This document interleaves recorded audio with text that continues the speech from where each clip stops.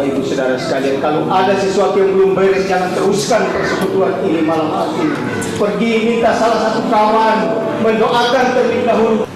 Saya angkat demikian supaya saudara mengetahuinya, melihatnya dengan jelas, dan mengenali isi buku ini. Dengan berbelas kasihan Allah, mari kita bersama-sama berdoa. Kita mau usir, kita mau tangkis esensi ajaran roh yang melekat dalam buku ini, dan kita mau katakan di dalam nama Tuhan Yesus. Bapak, kami mengasihi orang yang diikat oleh ajaran Al-Quran ini, Tuhan. Kami mengasihi mereka, Bapak. Dan kami rindu mereka terlepas dari ajaran sesat. Kami rindu mata hati mereka dibukakan oleh Roh Allah untuk melihat terang Allah, untuk melihat terang Kristus, dan untuk bertemu dengan Kristus. Tapi umat Islam sudah cukup toleransi mulai merdeka sampai sekarang. Kalau ada perang, siapa yang lebih dulu berperang? Orang Kristen di mana? Ada. Tiap hari, tiap detik melecehkan kami. Maka izinkanlah, dan kami akan terus melawan itu semua.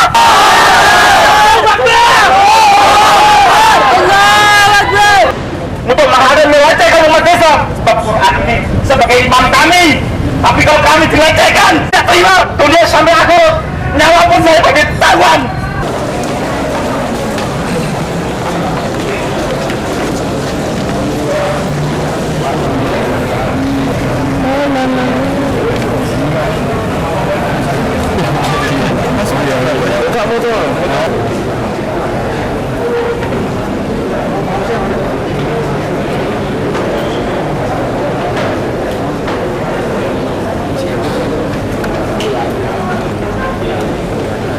Nama baik hotel waktu itu ya tercoreng betul. Padahal hotel nggak tahu apa-apa. Iya. Nah, disinilah peristiwa ini pernah terjadi dulu. Ada tahun itu tanggal 17 sampai tanggal 21 Desember tahun 2006. Ada Al-Quran diangkat-angkat, kemudian dijatuhkan, ditunjuk-tunjuk. Di tempat inilah, di penginapan di hotel inilah terjadi sebuah peristiwa besar, yakni peristiwa penghujatan kepada Al-Quran, dan akhirnya sebanyak kurang lebih 41 orang pendeta, Ustaz ya? Iya. 41 orang pendeta dan beserta para pengikutnya itu ditangkap dan diadili di Kota Malang ya, Ustaz ya? Di Pengadilan Negeri Kota Malang. Di Pengadilan Negeri Kota Malang. Ini nama Allahu Akbar disandingkan dengan angka 666. Tentu sudah banyak yang tahu bahwa angka 666 itu adalah angka iblis. Belum lagi ini yang paling parah. Allah sama dengan ular naga. Ini ular, ini mahkotanya. Jadi tasydid itu dikonotasikan dengan mahkota, kemudian ini adalah tongkat ya, dan ini adalah ular naga. Ini bukan lagi akademis, bukan lagi akademik, bukan lagi biblikal, alkitabiah, tidak.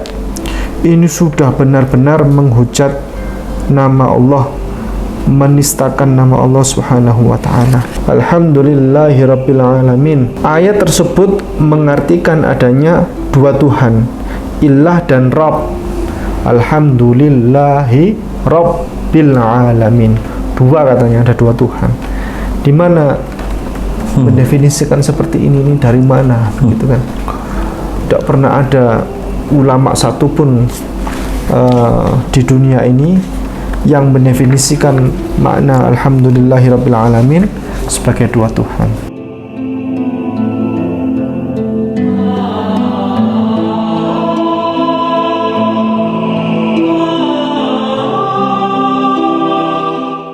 Bismillahirrahmanirrahim. Assalamualaikum warahmatullahi wabarakatuh.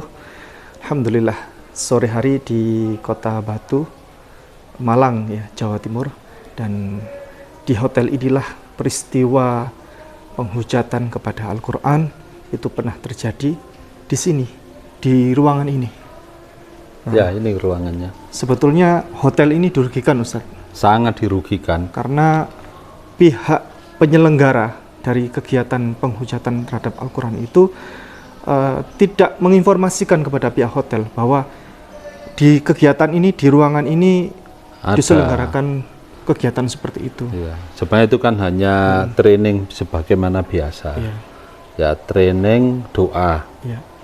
Jatilara, singkatan dari Jawa Timur, Bali. Lombok, Bali, dan Nusa Tenggara. Itu. Nah, itu acara training doa, ya senang aja ya, meskipun itu Kristen kan gitu. Ternyata ini adalah pengkaderan dari misionaris Kristen di bawah naungan Lembaga Pelayanan Mahasiswa Indonesia atau LPMI. Iya. Itu memang ya organisasi Kristen.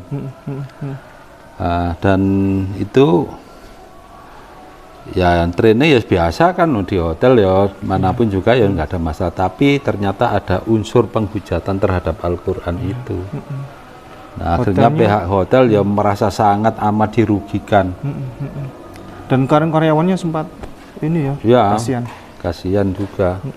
Nah, itu Nama baik hotel waktu itu ya tercoreng betul. tercoreng betul. Padahal hotel nggak tahu apa-apa. Iya. Nah, disinilah Ini peristiwa tempat ini pernah terjadi dulu. Ada tahun itu tanggal 17 sampai tanggal 21 Desember tahun 2006. Iya. Ada Al-Quran diangkat-angkat, kemudian dijatuhkan, ditunjuk-tunjuk, dan seterusnya. Iya, ditengking istilahnya. Tengking. Iya. Mereka menengking Al-Quran. Tapi ada yang kesurupan-kesurupan gitu, Ustaz. Ya biasa mereka kerasukan iblis gitu. Iya. Itu dilakukan oleh misionaris Kristen dan mereka memang berlatih bagaimana cara melakukan kristenisasi dengan memakai identitas Islam. Jadi mereka pakai songkok, pakai baju koko, terus ya mirip seperti kiai kan gaya-gaya. Yang wanita pakai jilbab, biar dianggap ustadzah kan gitu. Saya sempat bertanya kepada pihak hotel, apakah dulu pernah tahu bahwa kejadian itu ada orang berangkat datang ke hotel ini pakai kerudung, pakai kopiah? Ternyata karyawan nggak ada yang tahu, Ustaz. Nggak ada, karena memakai baju identitas Islam, ya pakai gaya muslimah, pakai gaya muslim, itu kan hotel itu nggak tahu kan, karena memang dipakai di sini, di ruangan ini. Nanti kita akan ulas lebih lengkap tentang peristiwa itu, dan sampai sekarang, sampai kapanpun peristiwa penghujatan kepada Islam, kepada Al-Quran akan terus berulang. Ya, terulang Dengan motif yang sama. Dan ini umat Islam harus waspada. Iya. Nah, itu. Betul. Seperti sekarang udah kejadian lagi, berulang lagi. Nah, itu di di websitenya STT Nias, Sekolah Tinggi Teologi Nias. Ya, dengan data-data yang PowerPoint itu. Dan itu mengada-ada. Alhamdulillah pada malam hari ini pemirsa yang kami muliakan, kami ada di Kota Batu, Malang, Jawa Timur. Dan kami saat ini berada di sebuah tempat di mana dulu di tempat inilah, di penginapan di hotel inilah terjadi sebuah peristiwa besar, yakni peristiwa penghujatan kepada Al-Quran, dan akhirnya sebanyak kurang lebih 41 orang pendeta, Ustaz ya? Ya. 41 orang pendeta dan beserta para pengikutnya itu ditangkap dan diadili di Kota Malang ya, Ustaz ya? Di Pengadilan Negeri Kota Malang. Di Pengadilan Negeri Kota Malang. Dan itu peristiwa yang besar sekali waktu itu, heboh sekali masyarakat, sampai ke lapangan dan seterusnya.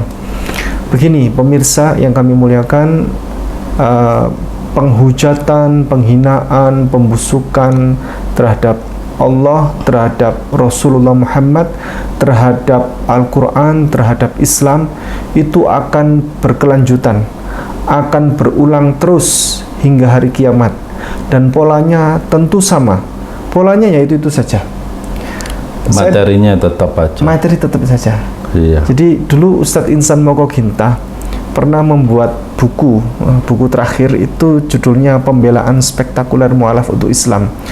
Dulu sebelumnya beliau membuat buku yang tipis, judulnya Menjawab Tuduhan dan Penghujatan dan Pembusukan terhadap Islam. Itu bukunya tipis, kecil ya, tapi kata Ustadz Insan begini, ini buku menjawab kurang lebih merangkum dari semua tuduhan dan pembusukan kepada Islam, karena polanya sama saja, yaitu itu saja sejak tahun 60, 70, 80, 90 sampai tahun 2000, polanya, materinya sama, itu lagi begitu. Nah, apalagi Ustadz Insan bikin buku yang tebal ya, buku yang terakhir beliau sebelum beliau meninggal, dan beliau juga pernah berwasiat ya, ini buku terakhir saya begitu. Itu isinya semuanya menjawab dengan adanya pertanyaan-pertanyaan, tuduhan, hujatan, pembusukan, penghinaan oleh saudara-saudara kita kepada orang Islam, kepada Allah, kepada Rasulullah Muhammad, kepada Al-Quran dan seterusnya. Nah, seperti ini yang terbaru, pemirsa, ini yang terbaru. Ini adalah produk dari STT Nias. Mengatasnamakan STT Nias. Mengatasnamakan, ya. Ini adalah produk mengatasnamakan STT Nias karena tercantum di website Sekolah Tinggi STT Nias ya. Sekolah Tinggi Teologi Nias. Sekolah Tinggi Teologi Nias. Dan di website tersebut itu ada PPT, PowerPoint ya, presentasi itu, dan sekarang sudah dihapus oleh pihak penyedia websitenya. Tapi sebelumnya sudah muncul laporan-laporan dan itu sudah kami unduh sebelumnya. Dan ini adalah materi Islamologi dari kampus pendidikan itu di STT Nias itu, yang mengatasnamakan STT Nias. Konon kurang lebih begitu ya. Begini, contoh. Ini nama Allahu Akbar disandingkan dengan angka 666 atau vav. Tentu sudah banyak yang tahu bahwa angka 666 itu adalah angka iblis ya, yang dikonotasikan sebagai angka iblis. Baik, berikutnya di lembar berikutnya, ini sebetulnya bentuknya PowerPoint, cuman kami printing supaya bisa mudah dibaca. Dan sepanjang dari PPT presentasi ini, Islam itu dikonotasikan dengan terorisme, begitu. Gambar-gambarnya dan seterusnya itu selalu bertautan dengan terorisme. Kemudian ini begini. Belum lagi ini yang paling parah.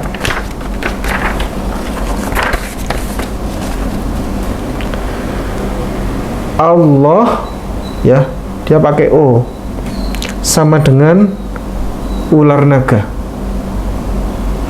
Ini ular, ini mahkotanya. Jadi tasydid itu dikonotasikan dengan mahkota. Kemudian ini adalah tongkat ya, dan ini adalah ular naga. Astagfirullah, ini betul-betul penghinaan, penghujatan terhadap nama Allah Subhanahu wa ta'ala. Ini bukan lagi akademis, bukan lagi akademik, bukan lagi biblikal, alkitabiah, tidak.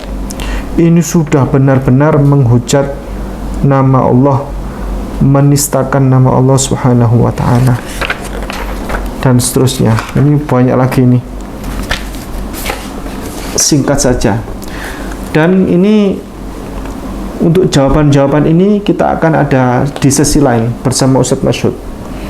kita akan jawab secara total ya di sesi khusus, karena membutuhkan waktu lebih detail ya, satu persatu akan dibahas. Contoh ini kayak begini, Alhamdulillahirabbil alamin. Ayat tersebut mengartikan adanya dua Tuhan, Ilah dan Rabb. Alhamdulillahi Rabbil alamin. Dua katanya, ada dua Tuhan. Di mana mendefinisikan seperti ini dari mana, begitu kan? Tidak pernah ada ulama satupun di dunia ini yang mendefinisikan makna Alhamdulillahi Rabbil alamin sebagai dua Tuhan. Ini masih banyak di dalam ini penghinaan-penghinaan di dalam. Kemudian belum lagi ini membahas tentang Isra Mi'raj, dan ini akan kita bahas secara khusus. Kita akan butuh waktu khusus terkait ini, tidak bisa kita selesaikan pada materi kali ini. Ini tujuan sebelum cerita Isra Mi'raj ya. Nomor 2 ini, supaya tidak ketahuan bahwa Muhammad tidur semalaman di rumah sepupunya Ummu Hani, katanya. Jadi pada pagi berikutnya orang-orang ingin tahu di manakah dia malam kemarin.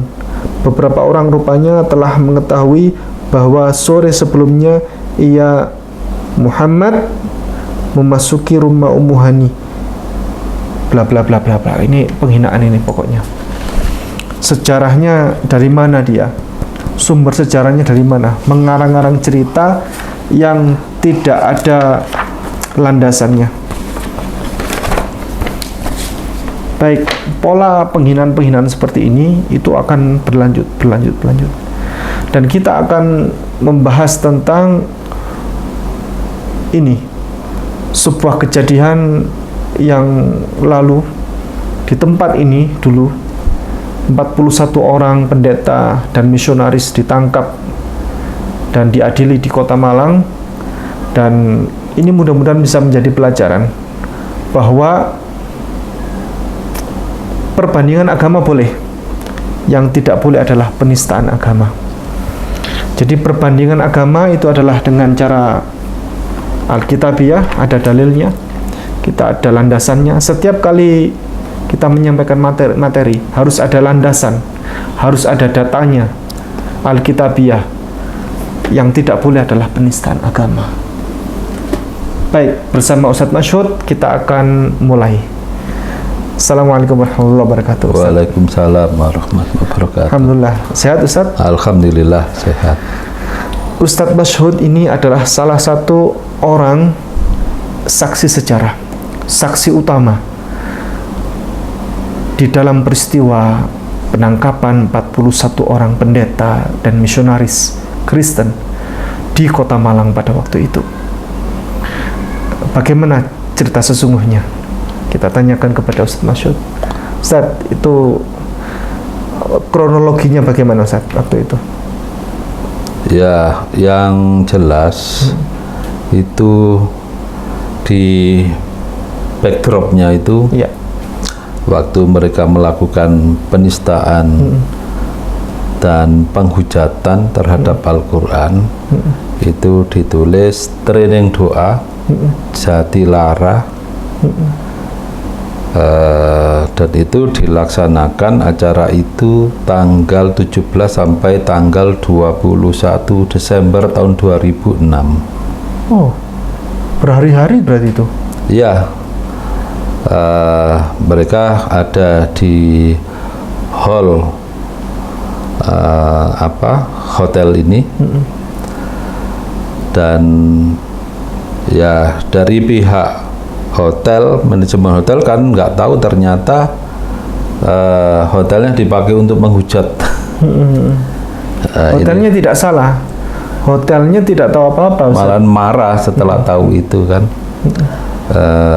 Dan ini sebenarnya waktu itu kami ada di Hong Kong, pulang mendapatkan laporan itu. Pada akhirnya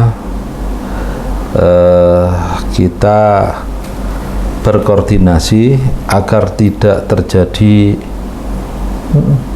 kekacauan di Malang dan di Kota Batu, di Kota Malang dan di Kota Batu. Dan saat itu sebenarnya rekaman itu sudah dipegang oleh wartawan. Tapi wartawan ini minta pertimbangan saya. Ya, wartawan majalah Islam. Wartawannya minta pertimbangan saya, akhirnya saya bilang tolong rekaman ini jangan dimasukkan berita. Ya. Sebab kalau masuk se-Indonesia bahkan dunia bisa gempar. Karena yang melakukan ini bukan 1-2 orang. Tapi yang melakukan ini adalah mentor-mentornya LPMI, Lembaga Pelayanan Mahasiswa Indonesia. Sebentar Ustaz, LPMI ini lembaganya punya Kristen atau bagaimana? Miliknya Kristen, Underboard salah satu organisasi milik Kristen, organisasi keagamaan. Lembaga Pelayanan Mahasiswa Indonesia, LPMI. Isinya bapak-bapak, ibu-ibu. Itu mentor-mentornya. Oh. Nah, yaitu itu mentornya. Jadi LPMI mungkin hanya dipakai oleh mereka, tapi itu kan bapak-bapak dan ibu-ibu tua-tua, masa mahasiswa. Yang menjadi sasaran membernya orang Islam atau orang Kristen? Yang menjadi, ya otomatis itu yang menjadi sasaran mereka adalah untuk pemurtatan umat Islam. Jadi kan mereka ini kan memakai baju identitas orang Islam, pakai kopiah, ada yang pakai baju koko, terus yang wanita pakai jilbab, pakai kerudung. Nah, kalau di Kristen kan tidak pernah model-model begitu. Iya, iya. Jadi mereka memang berlatih bagaimana mereka bisa mengelabui umat Islam.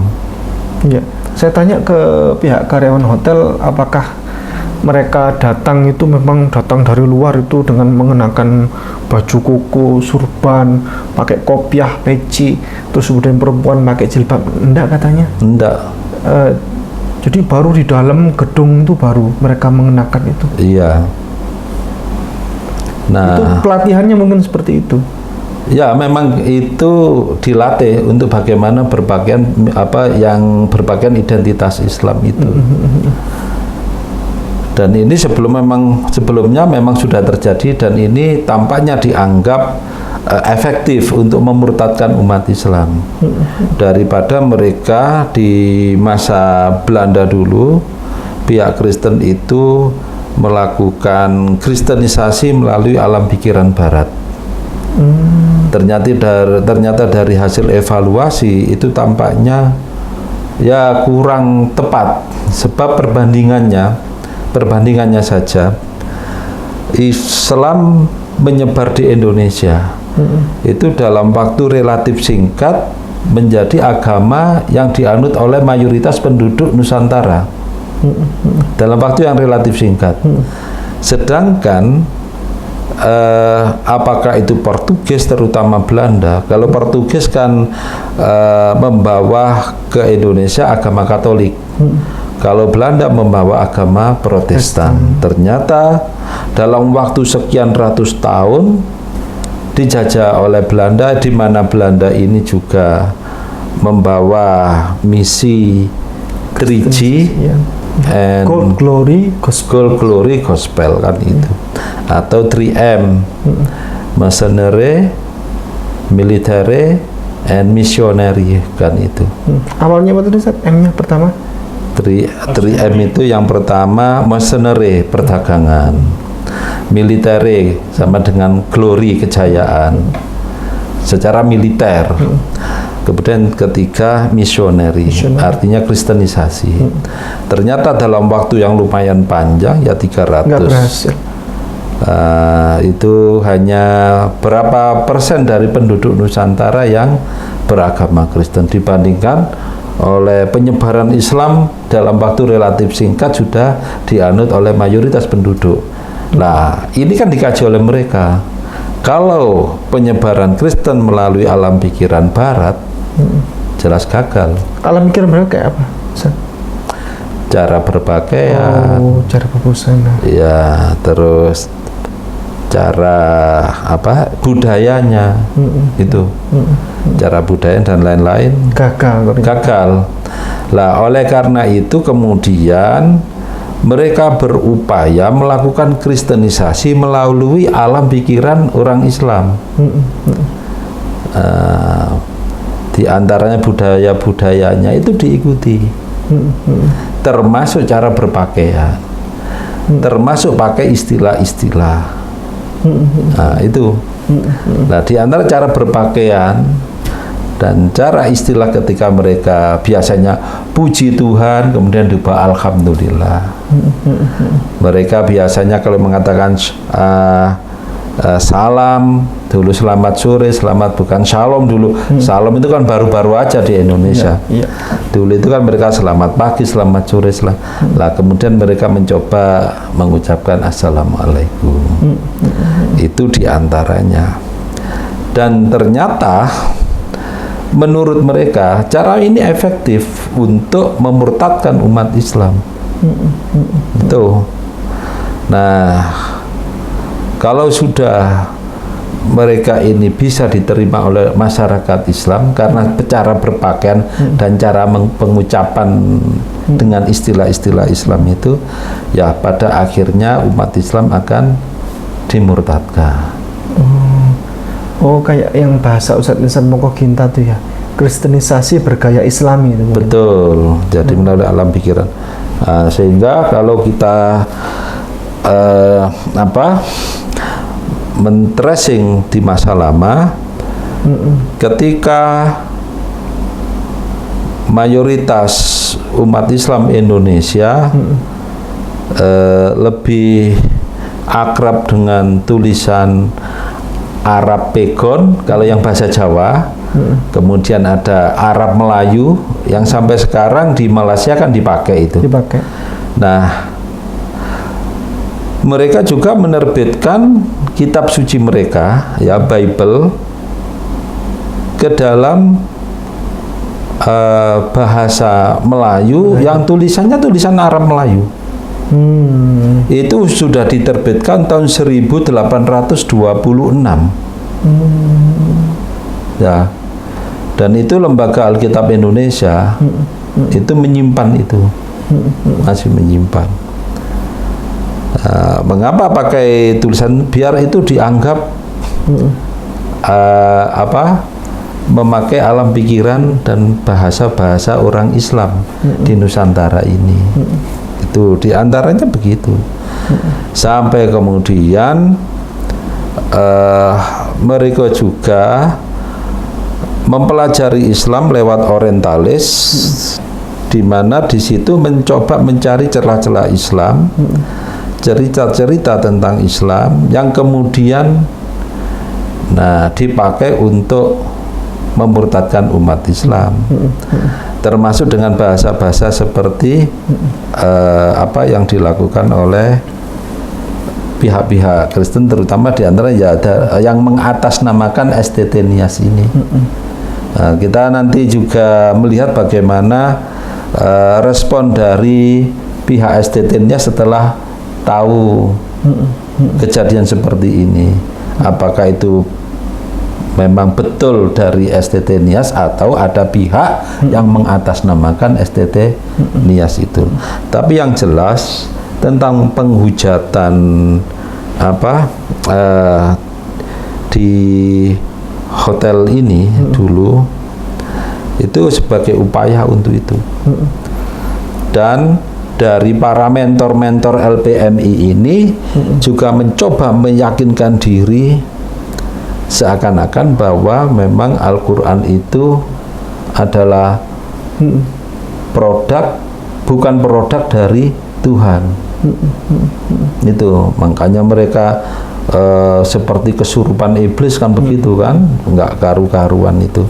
Nah ini Ustaz, di dalam peristiwa itu salah seorang pendeta itu berdiri, dia pemimpinnya di situ, pemimpin acara. Dia berdiri, dia mengacungkan Al-Quran dengan tinggi-tinggi. Iya. Dia ingin menunjukkan bahwa ini adalah Al-Quran, kan begitu. Iya. Dia menyampaikan kata-kata negatif di situ. Setelah itu dia menjatuhkan Al-Quran itu ke bawah. Kemudian seluruh peserta dibimbing oleh dia untuk Menengking Al-Quran, menunjuk-nunjuk dan mengucapkan kalimat-kalimat negatif. Iya. Yang berhubungan dengan iblis dan seterusnya. Iya. Saya mendengar kurang lebih suaranya seperti itu. Iya, betul, memang begitu. Kejadiannya begitu. Nah itu pelatihan apa sesungguhnya? Kok aneh gitu? Itulah pelatihan yang itu nanti akan dipraktekkan untuk mendoktrin umat Islam. Juga mendoktrin umat Kristen agar membenci Al-Quran dan membenci Islam. Kan itu. Di antaranya yang dipakai oleh mereka ya banyak. Sebagai contohnya saja tentang masalah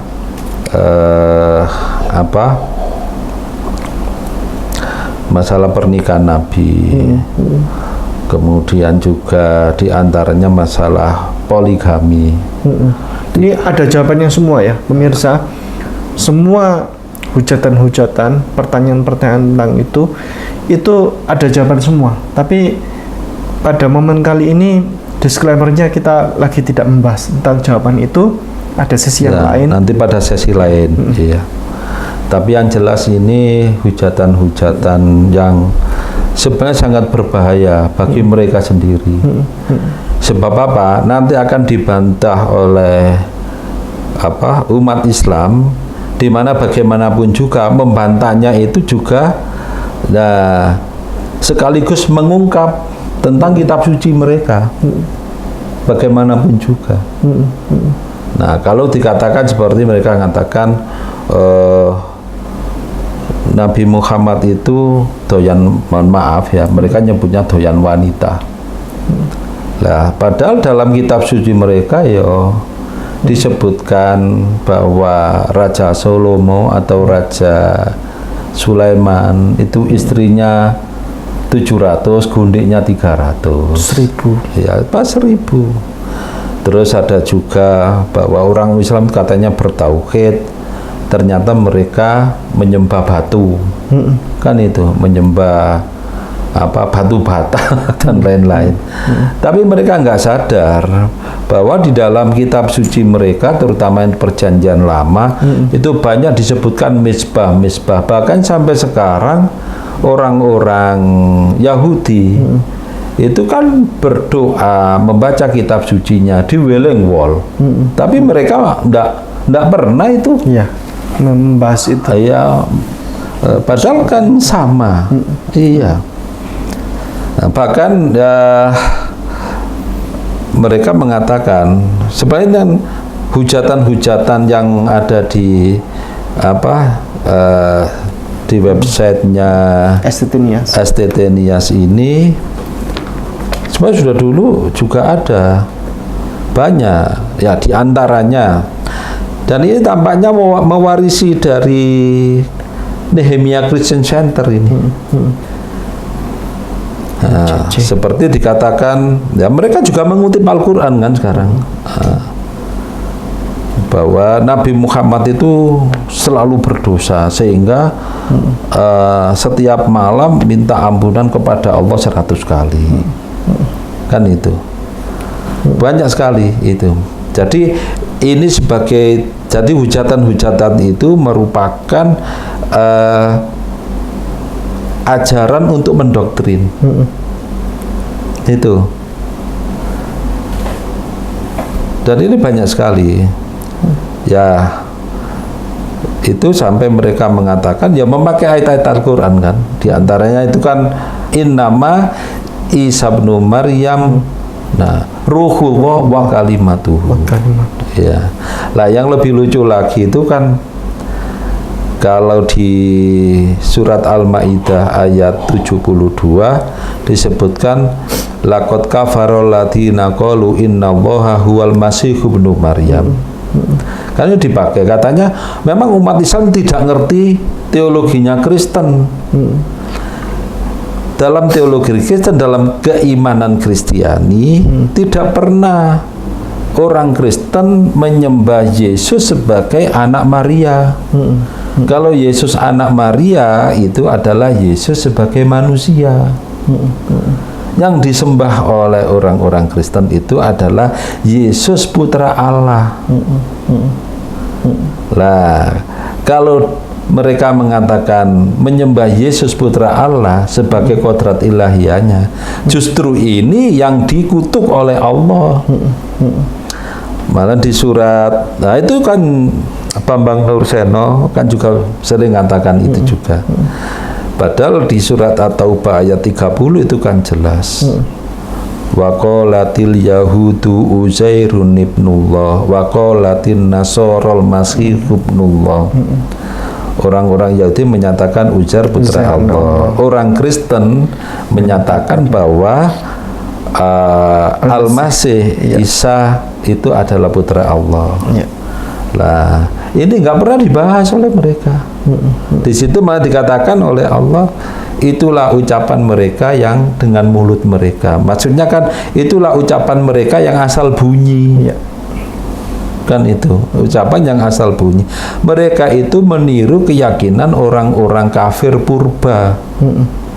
Karena kafir purba itu kan ada konsep Tuhan Bapa, Tuhan Anak, terus ada Tuhan itu. Hanya saja kemudian Kristen yang Tuhan Ibu diganti dengan Roh Kudus. Kan itu. Tetapi kalau orang Kristen disuruh mencari apakah benar Tuhan Bapa, Tuhan Anak, dan Tuhan Roh Kudus itu jadi satu. Kan itu. Jadi ini kan sebenarnya kan konsep lama zaman purba, sehingga tidak usah heran kenapa nama Isa atau Yisa atau Yosua berubah menjadi nama Yesus. Karena berdekatan dengan teologi dan mitos Yunani. Ya, dewa Zeus itu asalnya kan anak dewa Zeus. Betul. Kemudian Zeus menjadi dewa, kan itu. Jadi sama. Lah, ini kan sangat berdekatan antara Zeus dan Yesus. Berdekatan. Dan prosesnya itu sama. Ya. Oleh karena itulah kalau dikatakan bahwa umat Islam itu menolak karena tidak mengerti ketuhanan Kristiani, justru menolak itu karena paham. Karena paham.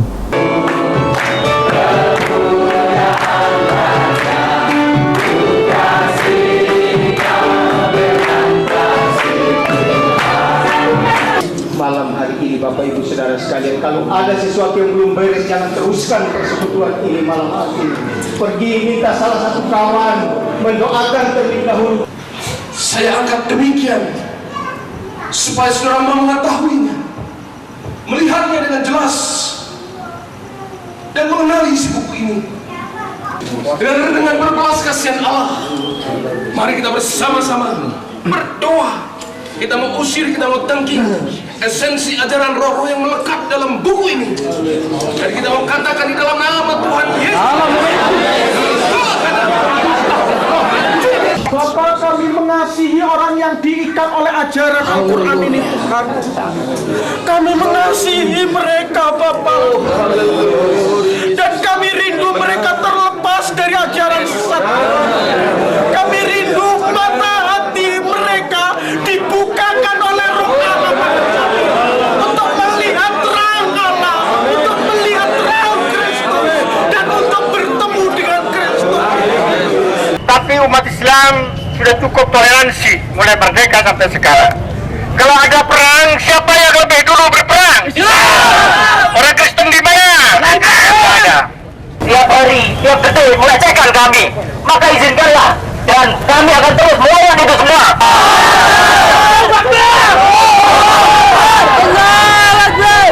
Untuk menghadapi melecehkan umat Islam sebagai imam kami.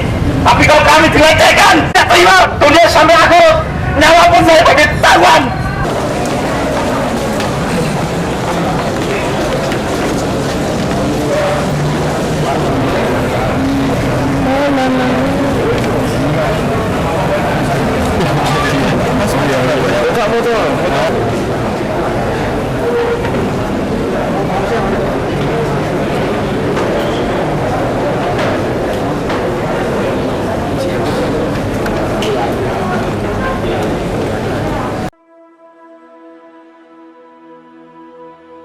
Masjid Nurul Iman Puncak Boring Indah ini sedang perluasan lahan. Biar dijelaskan oleh para tuan guru, para ustadz yang ini, Allah yang di sini. Sahih. Saya jelaskan, Masjid Nurul Iman ini punya cita-cita yang luar biasa, ingin dikembangkan dari yang ada yang lebih baik lagi. Maka dengan kondisi lahan yang sedemikian ini, kita ingin mengembangkan lagi lebih luas, karena ini juga sudah tidak mencukupi lah, sekitar 200 jamaah sampai 250 sudah mencukupi. Maka kita berpikiran lebih representatif lagi, kita maunya mengadakan tambahan lahan di sebelah utara masjid ini, kurang lebih lahannya 1541 meter persegi. Ini adalah lahannya, lahan yang akan menjadi lahan perluasan. Luas kurang lebih berapa? 1541. Perluasannya 1541. Kebutuhan dananya pinten? Kebutuhan dananya sekitar 1,6 dan kami baru membayar kurang lebih 625-an juta. Masih kurang banyak. Masih banyak. Masih kurang banyak, tapi itu sedikit. Masih banyak kesempatan untuk Ya. kita semua Alhamdulillah. meraih ladang amal. Amin, amin ya Allah. Itu banyak, tetapi kalau sama Allah diberikan pertolongan itu sedikit. Amin, amin, amin, amin. Dimanapun Anda berada, walaupun Anda tidak berada di wilayah Jawa Timur, Malang, atau di Pulau Jawa bahkan, mungkin Anda ada di luar negeri, mungkin Anda ada di kota-kota lain di seluruh Indonesia. Anda sedang diundang untuk menikmati berkah. Anda terima? Mari bergabung bersama kami dengan para tuan guru kita di Malang, di Puncak Boring. Ketika ada tempat didirikan dan setiap orang yang datang ke tempat itu menaruh kepalanya di atas tanah sambil berseru Subhana Rabbiyal A'la wa bihamdi, maka Anda pun ada di situ. Dan malaikat Allah insya Allah memperhitungkan setiap orang yang bahkan tidak ada di sekeliling orang itu yang sedang bersujud di tempat ini. Saudaraku muslimin wal muslimah rahimakumullah, mari kita ada di pesta ini. Pesta apa? Pesta berkah dari Allah yang bahkan ketika kita mati masih berjalan terus sebagai amal jariah. Saudaraku, demikian Allah sayang, Allah berkahi. Di sini kami menawarkan paket-paket untuk para donatur atau para dermawan yang berkenan. Ada paket yang bernama yaitu paket Abdurrahman bin Auf, atau paket Zubair, atau paket muslimin Rp100.000, atau di bawah itu kami juga masih menerima. Kami dengan senang dan berbangga hati, berapapun yang disampaikan kami akan tampung dan kami wujudkan untuk tanah perluasan Masjid Nurul Iman ini. Rekening kami adalah di Bank Syariah Indonesia dengan nomor rekening sekian, yaitu 664 000 1230, dan kontak person juga di sini kami juga jelaskan Atas nama sinten? atas nama Yayasan Nurul Iman Al Kamil. Langsung ke yayasan kami, bukan nama pribadi tapi ke yayasan panitia.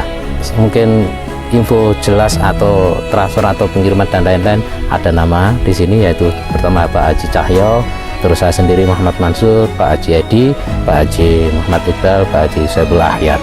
Baik, alhamdulillah perjalanan kali ini kita akhiri. Jazakumullah khairan katsira. Assalamualaikum warahmatullahi wabarakatuh. Waalaikumsalam warahmatullahi wabarakatuh.